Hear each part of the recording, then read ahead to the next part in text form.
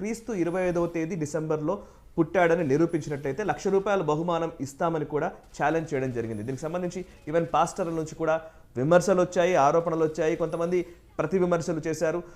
ఇవన్నీ మనం చూసాం. అయితే డిసెంబర్ 25కి ముందు జరిగిన ఈ ఇష్యూస్ గురించి 25 తర్వాత ఎందుకు మాట్లాడుతున్నామంటే జనరల్గా తెలుగు మీడియాలో ఏదైనా సరే ఒక పండగ వచ్చినప్పుడు పండగ మీద రాద్ధాంతం చేయడం అనేది జనరల్గా జరుగుతుంటుంది.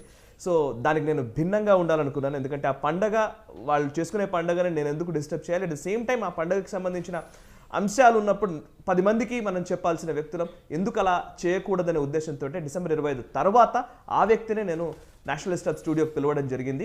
ప్రస్తుతం ఆయన నాతోనే ఉన్నారు. ఈ పాటికి మీకు అర్థమై ఉంటుంది, ఎందుకంటే సోషల్ మీడియాలో ఒక వర్డ్స్ వార్ జరుగుతూ ఉంది.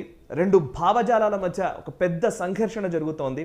ఓవైపు హిందుత్వ భావజాలం, ఇంకోవైపు యాంటీ హిందూ ఫోర్సెస్ ఎక్కువగా పనిచేస్తున్న సందర్భంలో